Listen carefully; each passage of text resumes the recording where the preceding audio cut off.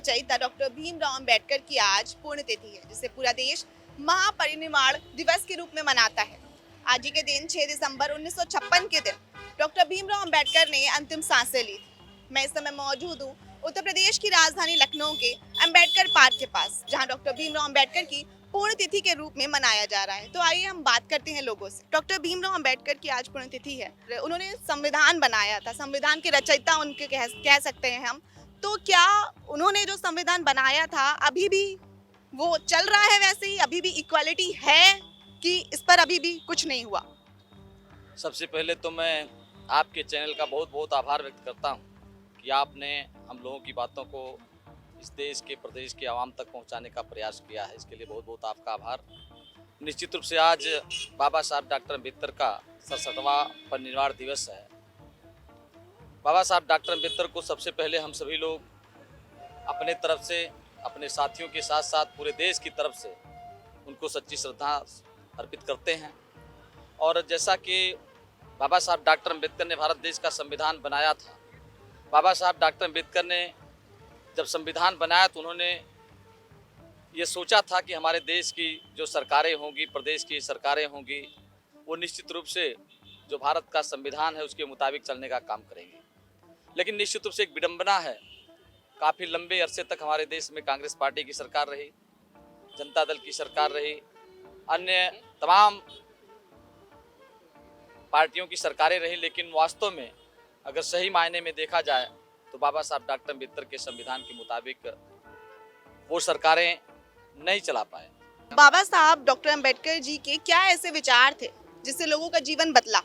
निश्चित रूप से बाबा साहब डॉक्टर अम्बेडकर जब पैदा होने के पश्चात जब उन्होंने इस देश में छुआछूत को देखा, नज़दीक से देखने का काम किया, तो उसी समय माननीय कांशीराम साहब, बाबा साहब डॉक्टर अम्बेडकर ने संकल्प लिया था कि हम निश्चित रूप से भारत देश में समतामूलक समाज बनाने का काम करेंगे। और उन्होंने इसको निश्चित रूप से आगे बढ़ाने के प्रयास में ही भारतीय संविधान में तमाम अनुच्छेद डालने का काम किया, जिसके तहत तमाम बदलाव हुए।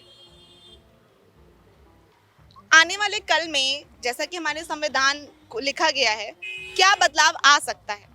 निश्चित रूप से जब हमारे देश में बहुजन समाज के मुताबिक इस देश के दबे कुचले समाज, पिछड़े वर्ग के हित के पार्टी की सरकार बनेगी, तभी हमारे देश में बदलाव आ सकता है। नहीं तो आज तो जो देश की सरकार है तमाम नारे देने का काम कर रहे हैं, चाहे वो बाबा साहब डॉक्टर अम्बेडकर का नाम लेकर के, चाहे कांशीराम साहब का नाम लेकर, चाहे अन्य महापुरुषों का नाम लेकर के जो नारे देने का काम कर रहे हैं।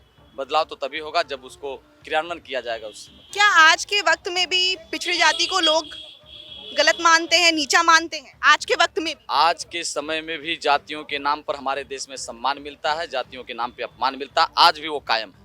इसे कैसे खत्म किया जा सकता है? निश्चित रूप से जब हम गौतम बुद्ध की विचारधारा को पढ़ने का काम करेंगे, उनके विचारों पर आगे बढ़ने का काम करेंगे, तो ये खत्म हो जाएगा।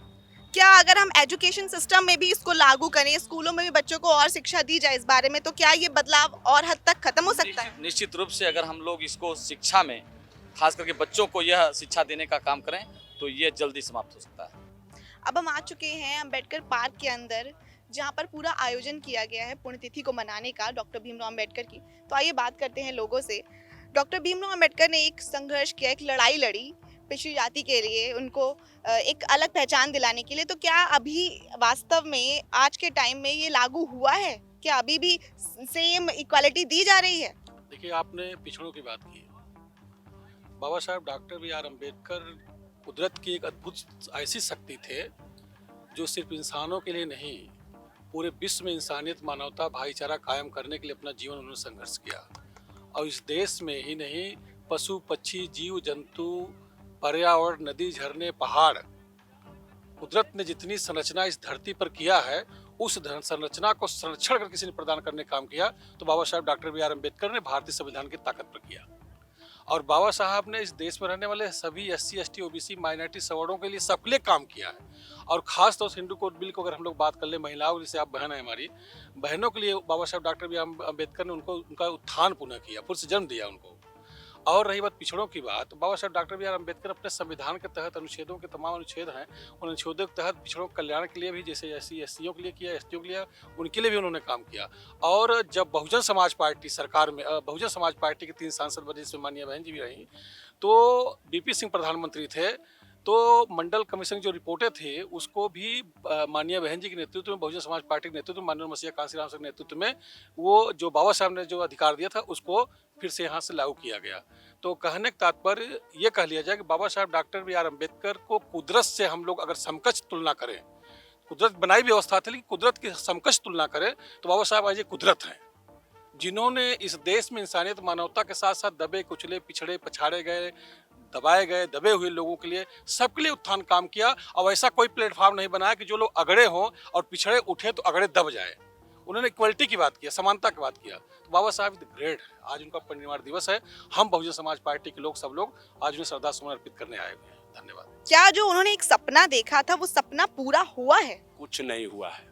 इसके पीछे का कारण क्या है? इसके पीछे का कारण जो है, जब बाबा साहब डॉक्टर अम्बेडकर संविधान बना करके सौंपे थे, तो पंडित आचार्य कृपलानी बहुत बड़े नेता थे, वो प्रधानमंत्री का चुनाव भी लड़े थे नेहरू के साथ।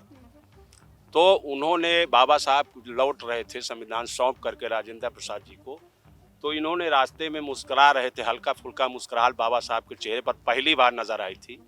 तो इन्होंने, ये पंडित आचार्य कृपलानी ने कहा कि अम्बेडकर आज क्यों आप मुस्कुरा रहे हो, मैंने पहली बार देखा। तो उन्होंने कहा कि जिनको आपने गूंगा बहरा लंगड़ा लूला बना कर रखा था, उनको मैंने आज वोट का अधिकार दे दिया है, और इस वोट के बदौलत आने वाले दिनों में इस देश के हुक्मरान बनेंगे। तो आचार्य कृपलानी ने कहा था कि आपके लोगों को मैंने हजारों साल से, हमारे पुरखों ने पढ़ने लिखने से रोका है, गरीब मजलूम बना के रखा है, ये झोगी झुपड़ी में रहते हैं, इनके घर है न द्वार है, न पढ़े हैं न लिखे हैं, तो इनका वोट हम खरीद लेंगे। पहले तो इनको गुमराह करेंगे, भाग भगवान में फंसाएंगे, अगर उससे थोड़ा सा आगे ये बढ़ेंगे तो फिर इनको हम खरीदेंगे। और आज 5 किलो अनाज जो है वही है। तो इस समय हम मौजूद हैं अम्बेडकर पार्क में, लखनऊ के अम्बेडकर पार्क में, जहां पुण्यतिथि मनाई जा रही डॉक्टर भीमराव अम्बेडकर की। तो अब उनका एक सपना था, उन्होंने एक लड़ाई लड़ी कि सबको समान अधिकार मिले। कुछ हद तक ये पूरा भी हुआ और कुछ हद तक नहीं भी हुआ। तो अब देखना ये है कि आखिर उनका ये सपना कब तक पूरा होता है। बने रहे हमारे साथ, देखते रहे #भारत न्यूज़। मैं हर्षित कौर, कैमरामैन मिराज खान के साथ।